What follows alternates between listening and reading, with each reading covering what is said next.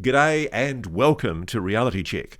Before we start this week's show, a little bit about this week's sponsor. Dr. Stephen Gundry is sharing his findings about a potential toxin that's in many of the, quote, healthy foods that some scientists push us to eat. They may actually be causing digestive issues for millions of people worldwide.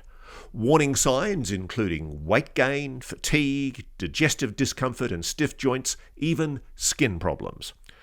And Dr. Gundry says these signs, these side effects, are often mistaken for normal signs of aging. You just have to know which foods are actually healthy and which contain this hidden potential toxin. He's put together an informative video you can watch at gutcleanseprotocol.com/Ross. That's gutcleanseprotocol.com/Ross. We're going to link to it below the video, and again, that's gutcleanseprotocol.com/Ross. Okay, now let's get on with the show.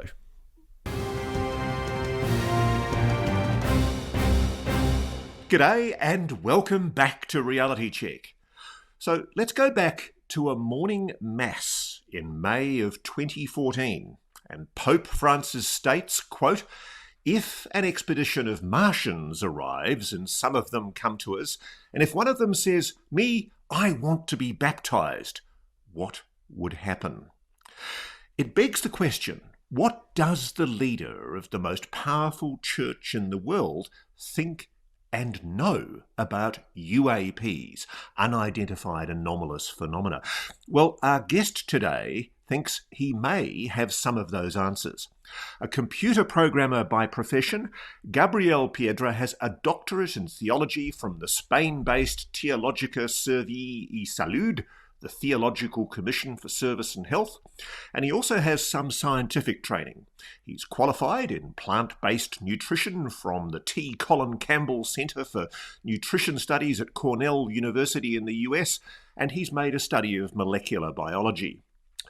Gabriel's new book delves into an issue I've heard some about, but not a lot of hard detail: the Vatican's interest in UFOs and anomalous phenomena, and in particular what Gabriel reveals about the current Pope Francis's strong connections to and apparently intense interest in unidentified anomalous phenomena.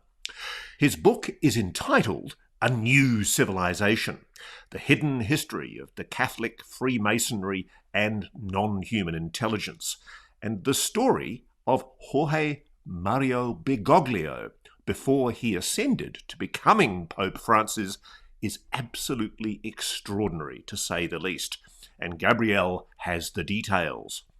So you might be thinking, why would we take an interest in what the Vatican and its leadership think about the UAP mystery, about the possibility of a non-human intelligence engaging with this planet? Well, it matters because there are as many as 1.4 billion baptized Catholics on this planet, a huge proportion of humanity. Catholicism is the largest branch of Christianity. It's also an extraordinarily powerful and influential soft power multinational bureaucracy with enormous spiritual and moral influence on many countries worldwide.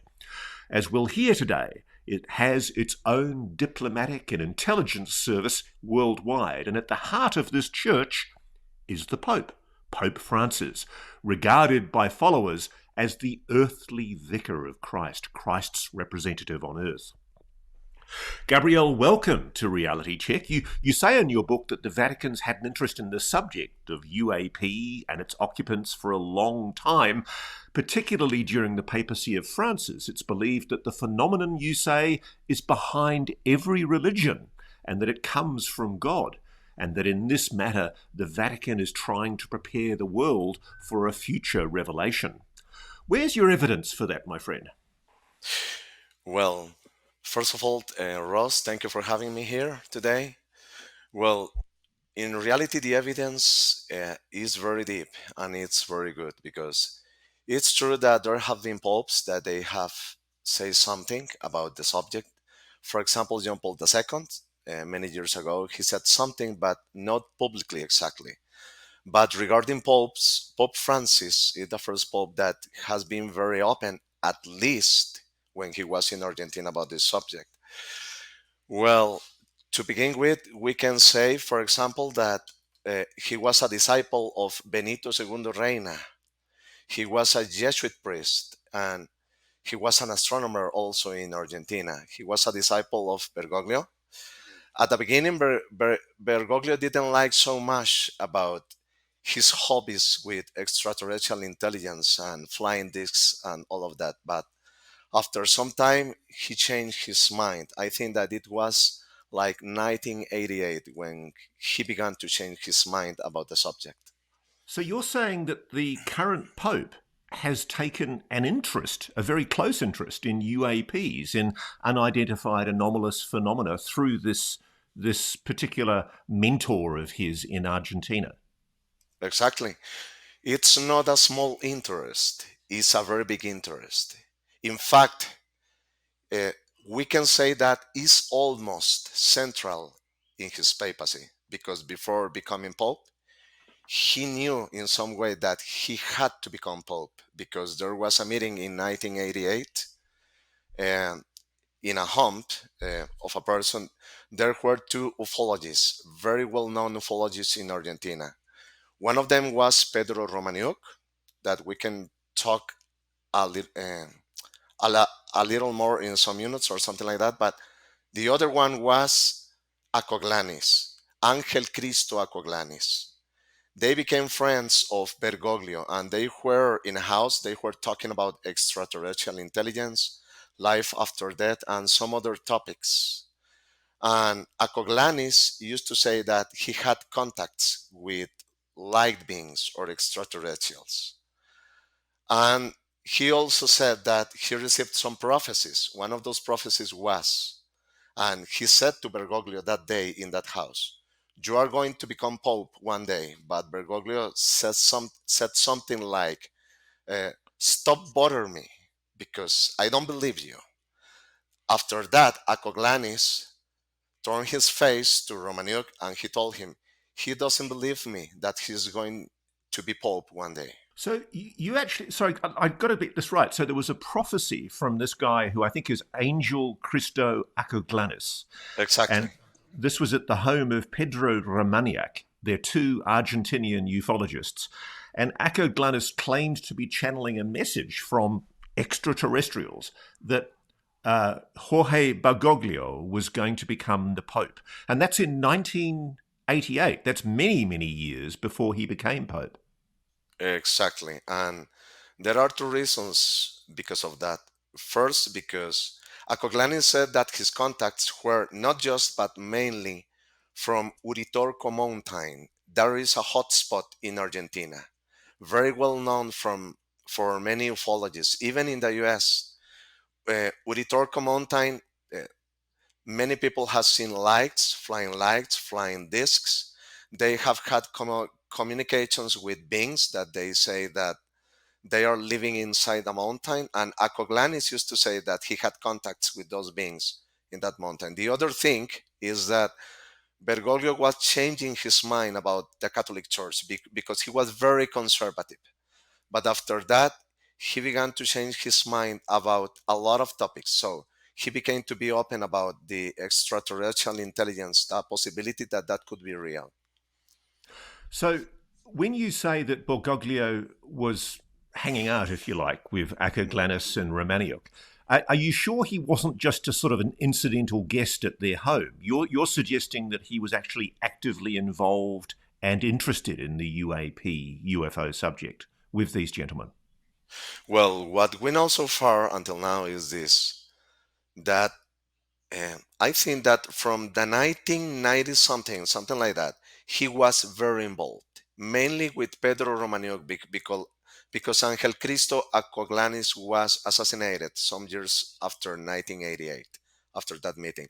I don't know if that meeting in 1988 was a casual meeting, like I want to learn something, but I don't know what to believe. But after some years, Bergoglio the actual Pope Francis, he became very involved in the subject. In fact, he became to believe that the phenomenon was real and that extraterrestrial intelligences were visiting planet Earth. Wow, that's a big call. So the current Pope is a tinfoil hatter. Many people can say that. Yes, it's true. It's true. It's true. But what I say to the people is, yes, he can believe that, but you cannot say it's craziness because if you don't know his experiences, because there are a lot of sources that know firsthand about all this thinking, about all this subject regarding Pope Francis and alien life. So, can we roll back a bit? I'm fascinated with what you say in your book about the history of the Catholic Church's engagement with the UAP mystery. And I guess a good starting point is my friend and colleague, Professor Diana Walsh-Pasulka, who's written two excellent books. One is American Cosmic and the other is Encounters. And both of them touch on the fact that the Vatican is taking an extremely close interest in UAPs.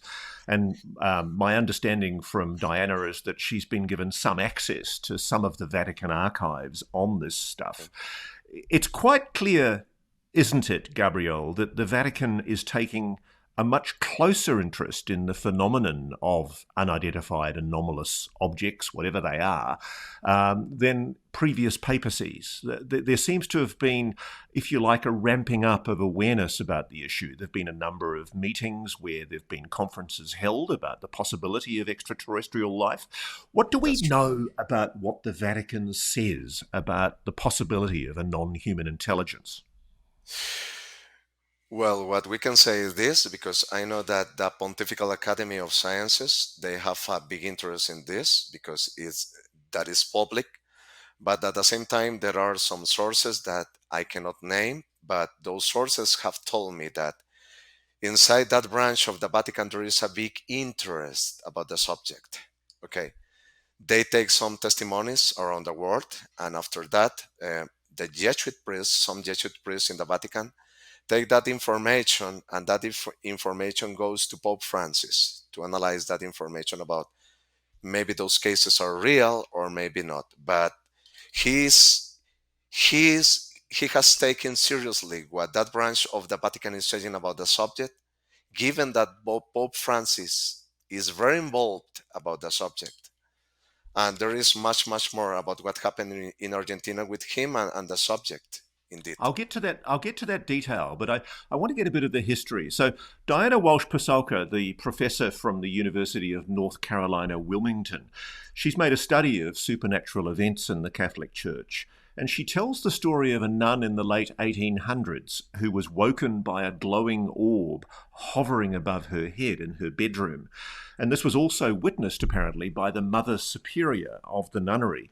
And apparently they decided at the time that it was a lost soul who was searching for purgatory, for release from purgatory. But this idea of balls of flaming light, whatever you think about the truth or the veracity of that particular account, it does mesh with a lot of the accounts that we hear from UAP experiences today.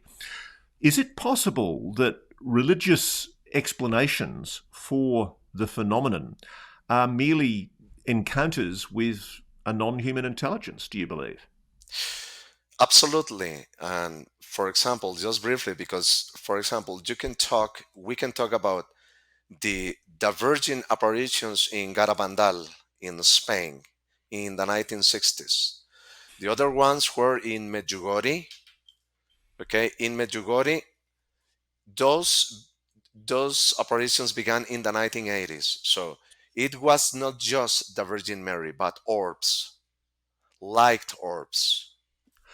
So when you're talking about Spain, I don't know that one. I do know about Fatima, the Fatima incident in 1917, which was three children seeing allegedly the Virgin Mary appearing to them, intriguingly as a small, quite squat 4 or 5 foot figure.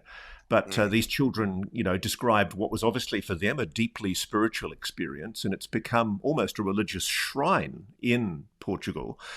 Talk me through those incidents, Medjugorje, Spain, and Fatima in Portugal. Well, beginning with Fatima, uh, the official explanation is something very different about what is in the archives.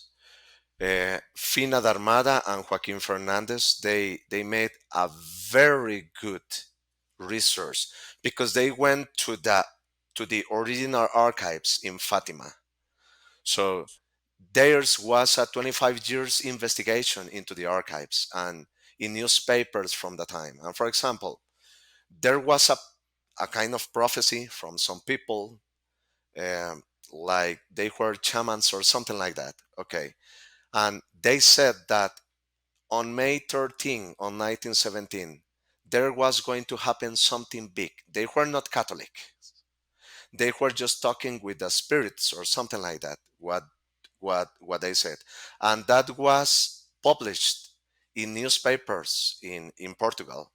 So on May 13, there was an apparition. Okay, but what the archive said is that the three children were in the landscape taking care of the chips. Suddenly, there was like a big ball in the air. It was hovering. Now, that big ball in the air was projecting a figure of a lady. And that lady began to talk to them, but she never told them, I am Mary. She was just the lady. That was all. Talking about saying that it was the Virgin Mary, that was a change that became after that. But that is not from the mouths of the witnesses. Okay. So the more accurate, to make your point, the more accurate version of the story from the people who've done the first-hand research is that essentially it equates more appropriately with what you and I might call UAPs, some kind of sphere, some kind of glowing sphere. Exactly. In fact, in the last apparition that was October 13 of 1917, talking about the miracle of the sun, what the witnesses say, what they said was that there was like a disc. That disc was hovering over them. There was smoke behind that disc. Some people said that there were occupants in that disc, that they were saying hello. Some people, maybe because for their background, they were saying that was Christ, the Father, and the Virgin Mary, that they were waving and saying hello or something like that. But Yeah. that was the case. In fact, if we go to the website of Fatima, if you if you are going to look to the photographs, there is a photograph. You can see that disc flying above the people, and you can see the trail of the smoke that goes like this and like this. How Be- sure are we about the authenticity of that photograph? If it is a reliable photograph, we'll show it here. But has the authenticity of that photograph been challenged at all? no, never. And I think that one of the best evidences is that they have that same photograph in their website. I don't know after this interview if that photograph is going to continue there, but until today that photograph is there. See, I've never heard this before. So I was always told that Fatima was the vision of the Virgin Mary appearing to three beautiful little children who had a religious exaltation experience. And essentially, it was reinforcing, obviously, the belief in Catholicism. What you're suggesting is almost heretical. It basically seems to be suggesting that there's a non human intelligence that might have been engaging with humanity at that incident and that it's been mistaken or misused to represent the Catholic tradition. Yes, well, what I can say is this, because something very different is the people that made the changes and the rest of the world and even the rest of the Catholic Church, because when you see when the changes began, w- those changes began when Lucia, the last survivor of the witnesses, she began to talk with the Jesuits, and in very definite dates, the changes became. All that investigation is in the book of Fina de Armada and Joaquin Fernandez. It's a very good research. But there were Jesuits in other parts of the world that they were confronting those Jesuits in Portugal because they were saying, oh, no, no, no, this is very strange because there is something else. So that doesn't mean that the whole Catholic Church or that the whole Jesuit order knows about what is behind all of this. Can I ask you before we leave the Fatima story? Again, I only have the most limited knowledge and experience of this story, but I've always heard about the 3 secrets of Fatima. And there's always been this dark rumour that the 3rd secret, which apparently has been released, hasn't been released in totality. And there's a lot of conspiracy theories in the UAP research world suggesting that the 3rd secret of Fatima has a link to the UAP subject. Do you give that, with your research, any credibility at all, Gabriel? No. And the reason is this, because when you see the research, I know that what I'm going to say is very controversial, but if you see that book, it is very evident that all those secrets were an invention, okay? Because Lucia, in the original archives, Lucia always said the whole thing that the lady said was just some very small words, just a small phrase. That was all. But after the apparitions, some years after the apparitions, when she became in contact with the Jesuits, okay, those small words was a big secret. After some years, a second secret. Now the 3rd secret was announced. I don't remember that it was in 1947 that was said that there was a 3rd secret, but I think that the secrets had the intention to defend orthodoxy. So if that was the original intention, to defend orthodoxy, I don't think that there was an invention about that there is a 3rd secret hidden with extraterrestrial intelligence that is going to be revealed one day or something like that. So you don't give that any credence at all, that suggestion? No, I am open. I am open to the possibility, but given the evidence, I don't believe it very much. Okay, so let's talk about because I find all these incidents interesting because I'm not suggesting ill intent. What I am suggesting is that obviously there are people of deep religious faith who've interpreted these events through their own prism of their deep religiosity. And I guess it's interesting to know there's Fatima, then there's the one in Spain. Let's take us to Spain and then we'll talk to Medjugorje. What happened in Spain? Okay, in Spain, in Garabandal, Spain, in the north of Spain, there were 2 little girls that uh, they were in one of the mountains in Garabandal. It's a very small and very precious town in Garabandal. And they said in the 1960s that the Virgin Mary appeared to them in the pine trees that are in that mountain in Garabandal. Now, the very interesting thing about this apparition that is very strange for me, because that in that apparition she actually said that she was Virgin Mary. Okay, that's very clear about that. She even talked to them about the Second Vatican Council that was in those days in the Vatican also. So, but there are some things, because many people say that in Garabandal and in the north of Spain, a lot of lights and ball of lights are seen in the skies of Garabandal. And there were 2 occasions, for example, in the diary of the main witness, okay, she said that she saw like a light flying very fast in the sky. And after that, the Virgin appeared in the pine trees. Now, there was another occasion, because there was like a big sphere that was besides Virgin Mary in one of the apparitions. And one of the girls asked to the Virgin Mary, "Dear lady, what is that?" And she said to them, that is the vehicle that I used to come here.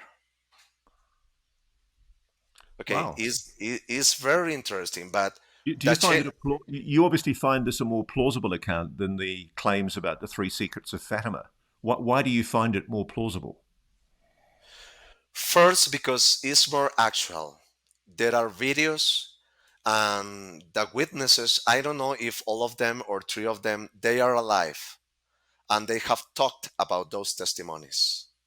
So that's direct testimonies of people that are alive even to this day. So again, do you think that that is evidence? I mean, I guess what I'm asking for here is, um, do you think that there is a connection between what we all refer to as a non-human intelligence and what the world religions, including Catholicism and Christianity, would describe as, you know, the fundamental tenets of Christianity, a belief in God, Jesus, Virgin Mary? I mean, is that what you're suggesting? Not exactly because that's going to depend of the interpretation, but that I think that much more research is needed because, for example, many people can say extraterrestrials because they are angels and they are not from here. So you can say that they are extraterrestrial intelligence because they are not from here. But some people can say those are beings from other planets. Okay. But the other thing is, for example, the other interpretation can be like this because many people in Caravandal and many researchers have went there and there are places that are really old, that there was a very ancient culture there where they used to say that there were the gods of the heavens that came here to the earth, even in Garavandal, and those lights were seen. So some people can say maybe there is a force behind those apparitions that say, I am the Virgin Mary, but in reality, I am not. But that's going to depend of the research. Let me be a hard nosed, skeptical, Mhm, debunking mhm, cynic for a moment, Gabriel. Isn't it possible that there are people in the church, not of good intention, who are mhm. seeking to manipulate a perfectly natural phenomenon, or at least something anomalous that has been occurring long before perhaps even Christianity first appeared on this planet, who are manipulating that phenomena for the purposes of underlining the significance of their own religion? Yes, I think so. And we can say that that's not the fault of all the people or all the clerics in that religion. That is going to depend of people that are in the know, that maybe they know a lot more, but they are thinking, I'm going to say this. What I think, Ross, is this is I am not against religion. I am not against that. I am not against believing in God, but I think that we don't have to fear about find the truth. It's much better to find the truth and to see what is behind and what that can tell us to us. And so, what do you think is Pope Francis, Jorge Mario Bergoglio's view on what you just said? Do you think he's interested in finding the truth, even if it does perhaps undermine some of the more orthodox ideas behind Catholicism? Well, that's a hard question in some way, and I really don't know. My suspicion is that he knows a lot about this connection. What is his interpretation about that connection that some of them are of satanic origin, some of them are angels, some of them are extraterrestrial in the sense that they are from other planets? I really don't know, but I suspect very much because for some other information that I have, that he knows very well that connection with the antiquity and the spheres and ladies and all those things. One of the things that fascinated me from Diana Walsh Pasulka's research was that there are accounts in the Catholic literature of objects doing very similar things to what we would describe as UFOs. For example, people describe balls or luminous beings descending from the sky or passing through walls. These beings terrorize, poke, and prod people with a dart like instrument, assaulting them with a peculiar light and leaving them utterly transformed. And you cite the example of Saint Teresa of Avila, who was a 16th century nun. And then there's a more contemporary account that's told in John Mack's book about a chap called Edward Carlos, which is told in John Mack's book Abduction. Can you talk about those two events and talk about the parallels, please? Well, if I remember well regarding the parallels, because for example, about the first witness that you told me, she used to say that there was like a sphere in her room. This is Saint Teresa of Avila in the 16th century, yes? Saint Teresa of Avila, exactly. She said that there was like a sphere that was in her room, okay, that was visiting, but she was very scared about that. So she didn't know what to do about that, and she talked with her superior, and her superior went to her room, and she herself saw that ball of light or that sphere coming into her room. So what I remember was that her interpretation was something like that was a spirit. Maybe that was a spirit, okay? Because that's the Catholic thinking. Now, regarding Dr. John Mack, he saw some parallels, some things that were similar to that. If you can refresh me something about John Mack, about that episode of Yeah, John no, Mack. okay. It was a guy, I think it was a chap called Edward Carlos, who essentially Yes. described a very similar situation of a luminous being appearing in his bedroom. Oh, yes, yes. A luminous being that was there. Now, the other thing that I remember, for example, is that sometimes those beings are inside of a light sphere. After that, they are not in that sphere because they go outside of that sphere. So it's very similar because it's luminous, like in the first case. So I want to come back to Jorge Mario Bergoglio, the Pope, before he became Pope. But before we do, I want you to quickly finish this series of explanations you're giving me about these great religious miracle events that have occurred in recent modern history. And the other one, of course, is Medjugorje. What happened at Medjugorje? Okay, regarding Medjugorje, those apparitions were in the 1980s, okay, in Croatia. And those apparitions were in a mountain. Now, there were some witnesses that they used to say that there were light spheres hovering when those apparitions of the Virgin Mary were actually occurring all those days. But there are even witnesses not exactly related with the moment of the apparitions, but close to the mountain in Medjugorje.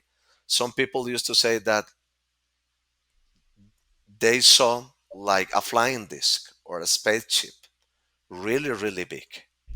Now, the other thing that for me is very impressive that is mountains. Okay, in the case of Garabandal, it was a mountain. In the case of Medjugorje, it was a mountain. And there are many apparitions, even in the antiquity. In Canaan, for example, in the Middle East, they used to worship their gods, not only, but in the top of the mountains, and the ladies appear there. It is very similar. Even light spheres that were appearing in those moments.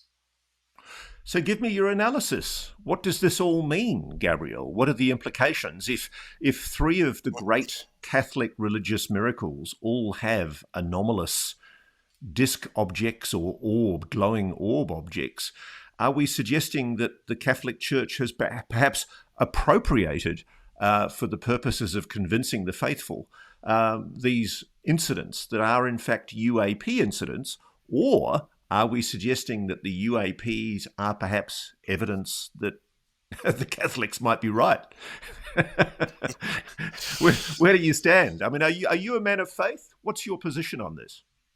I am a man of faith. Yes, I believe in God. I believe in intelligent design. I know that there are a lot of things that are not very useful to explain intelligent designs when we talk about sciences, but I think that there is very good evidence that points about that. Regarding the Catholic Church, what I can say is this. I cannot talk about what I don't know in this way. Okay, the people that know all these connections, about those people, are some of those people that know all these connections talking publicly in the name of the Vatican, giving their own interpretation? I don't know, because I don't know. Maybe, but I don't know. Now, regarding the origin, what I can say, because it's a long story, but I just can say this at least. I think that the best place, maybe I can be wrong, but the best place to begin to analyze the origin is Eridu. Eridu in Mesopotamia. In Mesopotamia. Eridu is the best place to begin, I think. So, what came first? Was the religion an explanation for the phenomenon, or is the phenomenon a manifestation of the religion? No, I think that is the first option. So, Uh, essentially, religion is perhaps our attempt to try to explain a phenomenon that has always been here, you're saying. well, what I think is that the phenomenon has been here from millennia. Now, I think that the phenomenon can give their names. My name is this and this and this in this culture and in this other culture and on some others. Now, are there cases where some of those people said, I'm going to decide to put this name? Uh, we really don't know, but maybe we can do a kind of mix with the theory of Jacques Vallée. Because, for example, in Messengers of Deception, there is a very well book, for example. So Jacques Vallée is one of the most prominent UFO researchers and commentators. He's an elderly gentleman and probably the foremost researcher and commentator. Exactly. And Jacques Vallée talks a lot. He's not the only one, but I think that he was the first to talk about that. He talked about the religions of the past where the phenomenon was present. And I think that the phenomenon has given origin to the religion. Okay. Now, regarding people that may say, but there are some things, there are some practices that are craziness. What I can just say is this, because Jacques Vallée sometimes he said, for example, in Messengers of Deception, that the phenomenon many times works in a kind of funny way, like very absurd. Okay, many that The trickster phenomenon. exactly, and maybe that was the case in the past. That maybe we can say it's ridiculous in Egypt or in Mesopotamia or in Canaan, in Japan, etc. It's very crazy, but if we know that the phenomenon is real, we cannot say that it's craziness in the sense that that was a human invention that could very well became from non-human intelligence. With which purposes, we really don't know for sure. So let's go back to Argentina. And in the period we're talking about, Jorge Mario Bergoglio, the future Pope Francis, is a cardinal. And so he's a very senior member of the Catholic Church. But your evidence that you've got in your book suggests that there are multiple witnesses who say that even while he was a cardinal, Bergoglio was attending functions at the home of noted ufologists in Argentina and clearly taking a very, very close interest in the phenomenon. Yes, exactly. And I talked at least with with four witnesses from Argentina. And there have been other people that have talked with some other witnesses that I even don't know. Uh, the story is this, that not just, but from the 2000s, Bergoglio used to go to Pedro Romaniuk's house. Pedro Romaniuk was a disciple of Benjamin Solari Parravicini. He Paravicini. was exactly. He died in 1974, and he was Catholic. And he said that in 1961 he was abducted in Buenos Aires. By aliens. Exactly. And he was traveling in a UFO. So after some hours, he came back to the same place in Buenos Aires. But even before that, he had apparitions of Catholic saints, apparitions of goblins and fairies and all those things. So forgive me for interrupting here, Gabriel, but I just want our audience to be clear on this. So whatever we think of the veracity, of the authenticity or the truth of the allegations made by people like Paravicini or Romaniuk, the point that you're making is that these were mentors to Bergoglio before he became Pope. And Bergoglio, as a cardinal, was engaging with these people extremely closely. Exactly. Well, what I know is that Bergoglio, he didn't know personally Benjamin Solari Parravicini. He didn't know him personally, but he knew in person Pedro Romaniuk. And Pedro Romaniuk was disciple of Parravicini.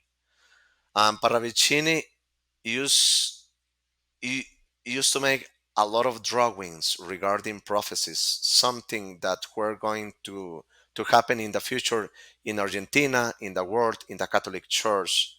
The coming of a new pope that was going to come with very new ideas, going to the streets to help the poor and all those things. And actually, that prophecy is something that Pope Francis is recommending to the people to do until this day. And when he was in Pedro Romaniuk's house, they used to chat a lot with people from the artistic world in Argentina, politicians like Elisa Carrió, that she is a congresswoman. She was one of the presents in those meetings. And in those meetings, they used to talk the whole night, many times. They used to talk about three subjects: extraterrestrial intelligence, that they were visiting the Earth, Benjamin Solari Parravicini prophecies, the future of the Catholic Church, and life after death. So your point is that this is not an idle interest by Cardinal Bergoglio, as he was at the time. This was an intense interest. He was very closely engaged with the UAP mystery. Yes, he was very deep in that. So there's another person you talk about who's described as a spiritual advisor to Pope Francis, Eduardo Dentino. And you make the point that he's posted some amazing claims on Facebook about what he describes as a universal energy, frequencies and waves that permeate everything. He talks openly about human capabilities yet to be discovered, such as remote viewing, psychokinesis, and other supposed psychic abilities. Are you suggesting that the Pope himself is perhaps interested and engaged with those subjects as well? Because we're now steering into what I'm sure a lot of debunkers and skeptics would describe as the wacky and the crazy. Yes, exactly. Well, two things regarding that statement. First, Eduardo Dentino, he was close to Pedro Romaniuk. Okay? And Pedro Romaniuk, he had a place called Fisi in Argentina. And that was a place to make contact. Well, is a place because that place is today in Virrey del Pino in Buenos Aires in Argentina.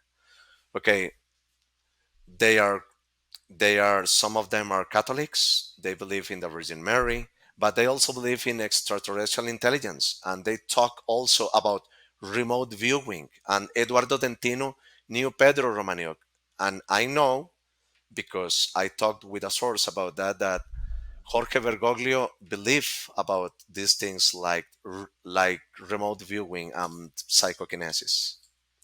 Now, the thing I find intriguing about the Fici site, the Romaniac location, is that it's also said in your book that Pedro Romaniac spoke of Jesus as, quote, chief of the celestial teachers of the extraterrestrials. So Romaniac was actually of the belief that Jesus is an alien. Yes, exactly. And that's what, sorry, and forgive me for dotting the I's and crossing the T's, and that's what Romaniac has suggested as a mentor to Bergoglio, now Pope Francis.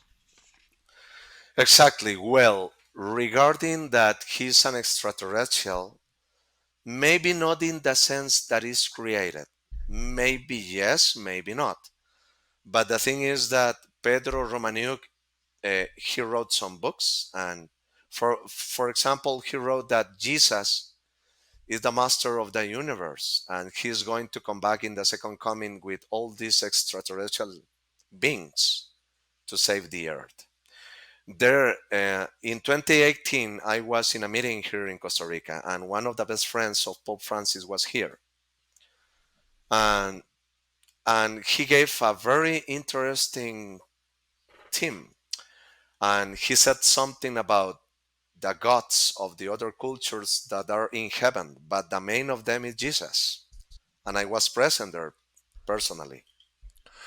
So let me be clear about this, Gabriel. A lot of what we're discussing here would be heretical to a lot of the Orthodox people inside the Catholic Church.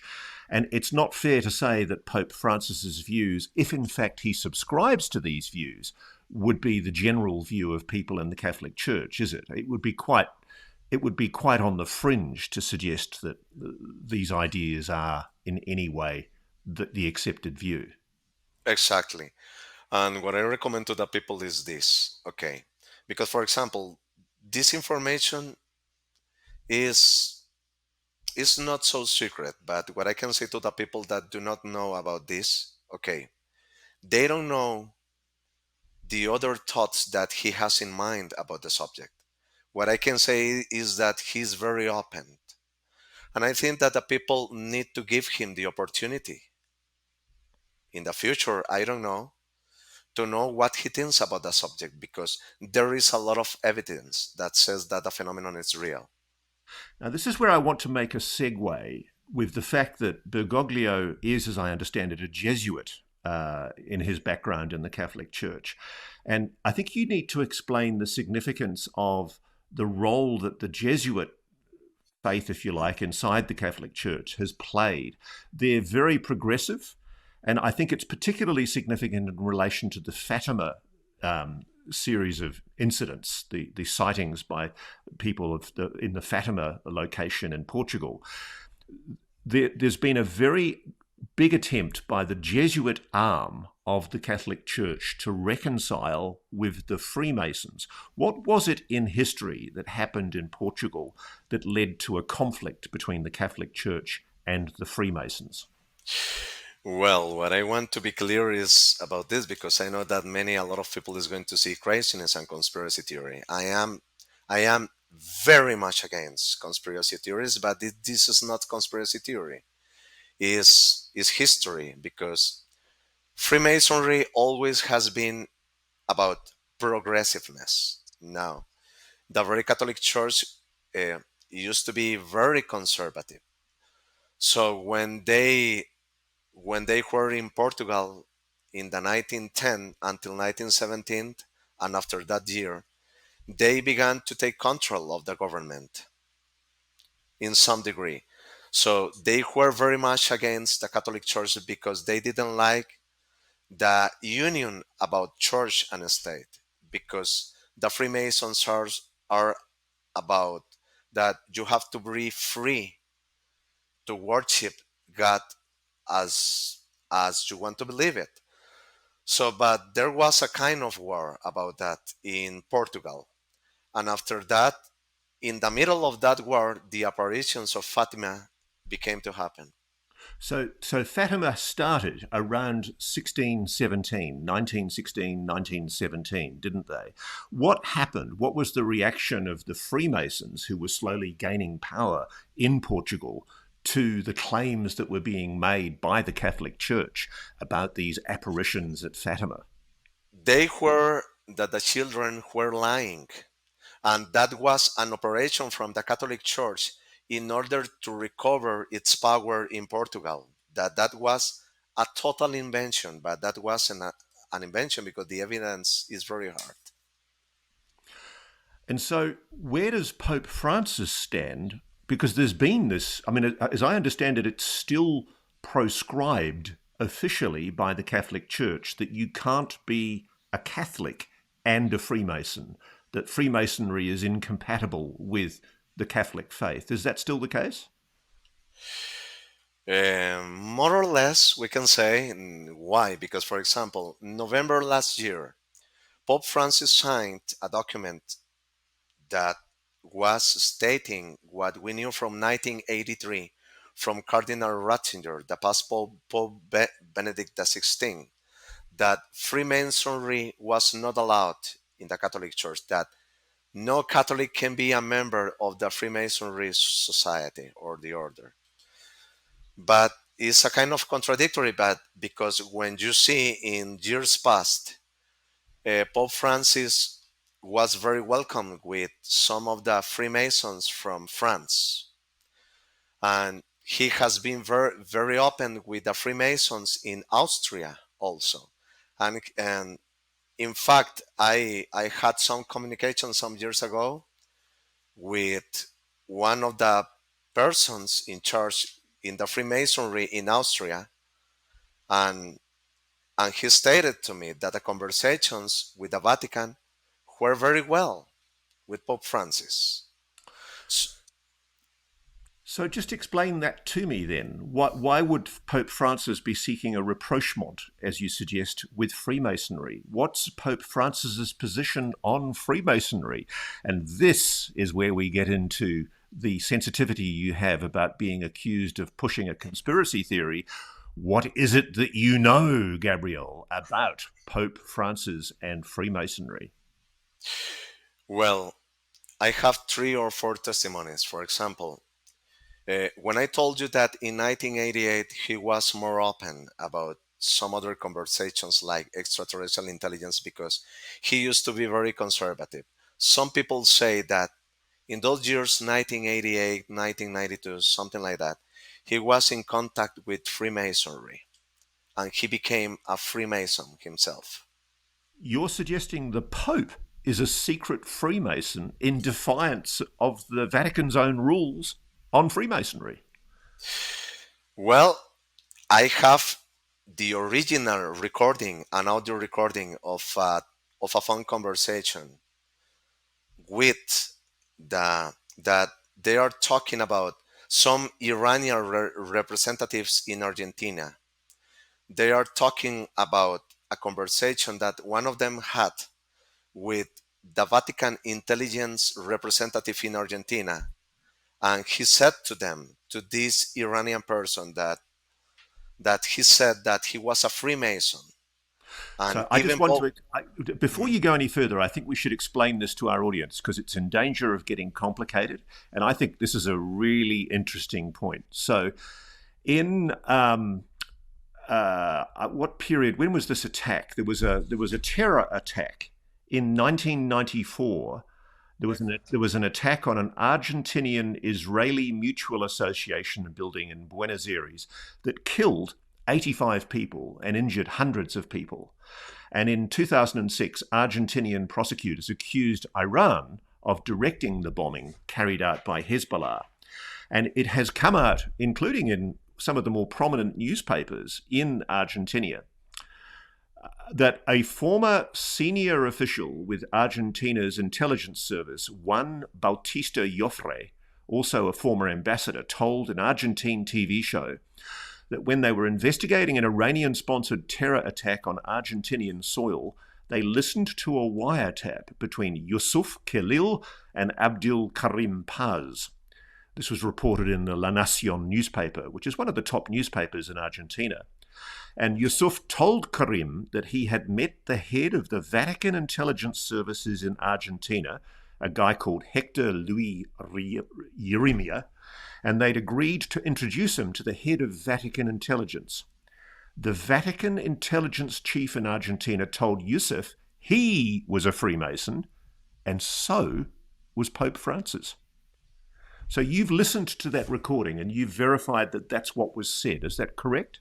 Yes, exactly.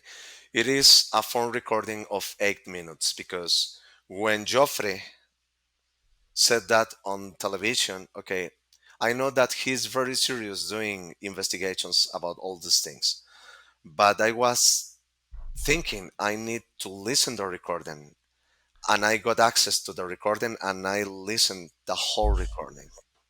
And he said that Pope Francis is a Freemason. You've also cited in your book how in 2013, Angel Jorge Clavero, the then Grand Master of the Argentine Grand Lodge, which is a Freemasonry lodge, told one of the top newspapers in Argentina that although there's not a fluid relationship between Freemasonry and the Catholic Church, the Jesuits, of which of course Pope Francis is one, are the closest sector from Catholicism. And he pointed out, quote, there have even been Jesuits who, with the permission of their priors or provincials, have belonged to Freemasonry. So that's a very big hint from the Argentine Freemason Lodge that the Pope or people close to him may in fact be linked to Freemasonry. Yes, exactly. And I think this because Freemasonry was very much against the Jesuit order, mainly in the 16th century. Not just, but mainly in the 16th century. And with the Jesuits was the same case. They were very much against Freemasonry. And the Holy Alliance, that was the name of the Vatican Intelligence Service at that time, the most of the intelligence agents from the Vatican in centuries past were Jesuits, most of them. And Freemasonry was very much against that. But after some time, they became more or less more friends. Now, Gabriel, why does this matter? It matters to me journalistically because I'm fascinated by the links that my friend and informant David Grusch suggested to me in an interview last year with NewsNation, where he pointed to the Vatican's alleged role in the purported transfer of non-human technology, an alien spacecraft no less. In 1933, it crashed in Magenta, was held by the fascists under Mussolini, seen by the Nazis, but eventually covertly handed over to the Americans, alleges David Grusch, in about 1944.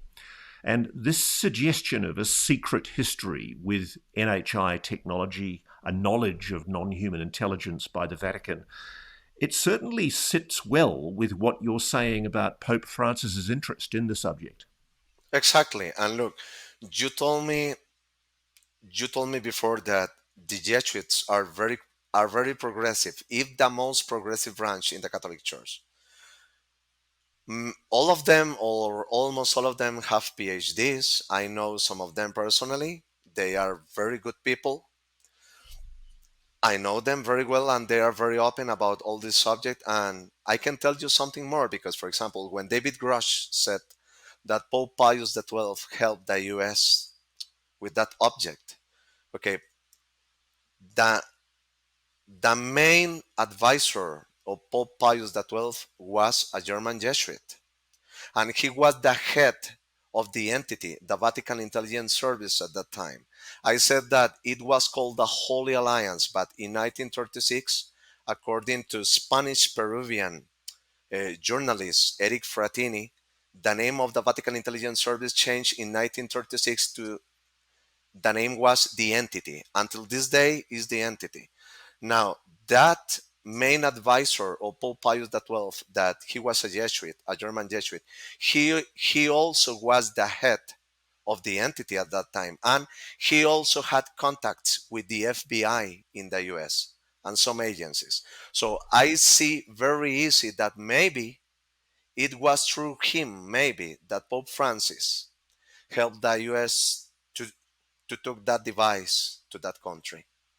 I also find it fascinating, and this is neither here nor there, but Jesus James Angleton, who went on to become the CIA's head of counterintelligence, as luck would have it, serendipity dictates he happened to be living and based for the OSS at the time, the American equivalent of the CIA at the time, in Milan, in northern Italy, very, Exactly. very close to Magenta. Exactly. Exactly. And take into account this because James Jesus Angleton during Second World War and after that he had intelligence contacts in the Vatican. Okay, during Second World War because of Nazi Germany invading Europe. Okay, it was not because they liked each other very much, but was by convenience. Okay, because they had some enemies in common, and after that They cooperated in Italy, James Jesus Angleton in Italy with Pope Pius XII after Second World War, and close to Magenta, and this German advisor of Pope Francis. I think that is a very good possibility that that work in that way. So let's bring this even further into the present day, because one of the things that just hit me like a brick when I was doing my research was the incontrovertible evidence, literally the emails of John Podesta, who was at the time a senior advisor to President Obama, based in the White House. And they were leaked by the Russians. Incredible. It was a GRU disinformation operation. They were leaked to WikiLeaks and posted online. They don't seem to be online at the moment. Somebody keeps on taking them down. But what they reveal is that John Podesta was being approached, among other things, by Edgar Mitchell, the former Apollo 11 astronaut. And Edgar Mitchell had sent an email to Podesta in January 2015 claiming that the Catholic Church knows all about an extraterrestrial intelligence engaging with planet Earth.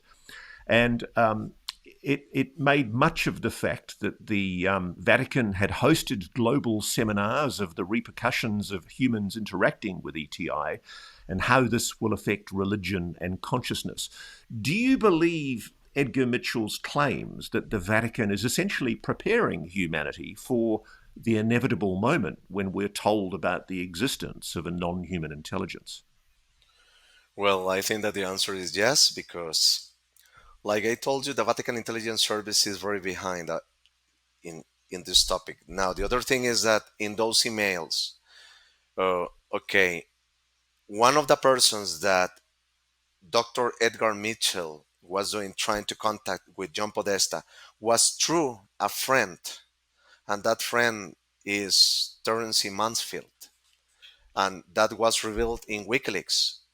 And she wrote to John Podesta about the possibility to talk with Dr. Edgar Mitchell about disclosure in the US about the extraterrestrial intelligence, and also to talk to John Podesta about what the Vatican knows about extraterrestrial intelligence, because in the past the Vatican used to share some important information about this with other countries, but those emails doesn't name which countries the Vatican shared that information. I find it intriguing. Those WikiLeaks emails are probably the most overlooked bit of evidence to show that there was very clearly, prior to the 2016 presidential election, there was very clearly negotiations underway between senior generals in the Pentagon, a senior member of Lockheed Martin Skunk Works, Robert Weiss, and John Podesta, in apparent contemplation of a Hillary Clinton victory. There was clearly a contemplation that there would be some kind of controlled disclosure about non-human intelligence in 2017 by President Hillary Clinton. You have to wonder sometimes what would have happened if history had gone that way in 2017. Yes, exactly, because one thing that is very interesting to me is this, and I am not saying, oh, I believe this. No, no, no. It's just that it's very interesting.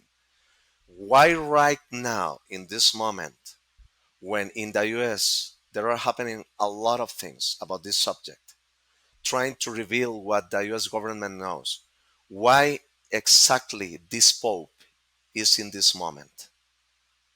The Pope more open about this subject, because take into account that after that, John Podesta was seen in Italy eating in a restaurant with a Freemason that had access in the Vatican. That Freemason was in contact with the head of the Vatican Observatory at that time, Jose Gabriel Funes. And what did Father Funes say? Please remind our audience what Father Funes said about the possibility of extraterrestrial intelligence. I don't know if this was with some purpose, but that announcement was in May 13 of 2008 or 2009. I digress about the year, but 2008 or 2009. I think it was in 2008. The thing it was that he said in public television that extraterrestrial intelligence. That was a very strong possibility, and that do not contradict the Catholic faith. Now, take into account this, because before Pope Francis became Pope, Jose Gabriel Funes and Bergoglio knew each other for many years in Argentina. Now, in 2016, they are working all of this, and that Freemason was in contact with Jose Gabriel Funes, and Jose Gabriel Funes and this Freemason used to help each other to open the door for going to some meetings in Russia to talk about extraterrestrial intelligence. There were people from US, Freemasons, from China, from Israel, and they used to talk about the possibility about all of this that maybe is in the scriptures, in the Old Testament or in the New Testament, in the Holy Bible. So they used to talk about this, and even they talked in Russia that was true, that there were extraterrestrial intelligences that were visiting the earth, and that information went to the Vatican through this Freemason. Well, you've helped us dot the I's and cross the T's very well, my friend Gabriel, but there's one final question before we do a wrap. And that's coming back to what we introduced this show with, which is the Pope's speculation about whether he would baptize a Martian. What did he eventually say? Did he say he would be willing to baptize a Martian? Well, what I can say is this. The context, two things. The first thing, the context was that we need to welcome to any person from any country. That was the context. But if you took the history, his background in Argentina with this subject, maybe there was another intention, like a hint for the future regarding something to say. So, in closing, it's fair to say you are speculating that Pope Francis may very well be very strongly inclined towards a fairly progressive admission about the existence of a non-human intelligence engaging with this planet. Yes, and because this small thought, given that Pope Francis liked a lot Parravicini said about a new papacy for the future to unite the world, and a future where extraterrestrial intelligence is going to be revealed to the world. Well, on that closing, I think that's a really good point to end on. Thank you for provoking all of us, Gabriel, and we all look forward to reading your book, and we'll make sure we display it in the end notes and make sure people can link to it. But Gabriel Piedra, thank you so much for joining Reality Check, and thank you for giving us a, how does one say this, a contrarian view on what the Vatican really thinks about UFOs. You're welcome, Ross, and thank you for having me. Thanks for watching. Go to joinnn.com to find NewsNation on your television provider. And please don't forget to click that red subscribe button to ensure you get more of NewsNation's unbiased and fact-driven news coverage.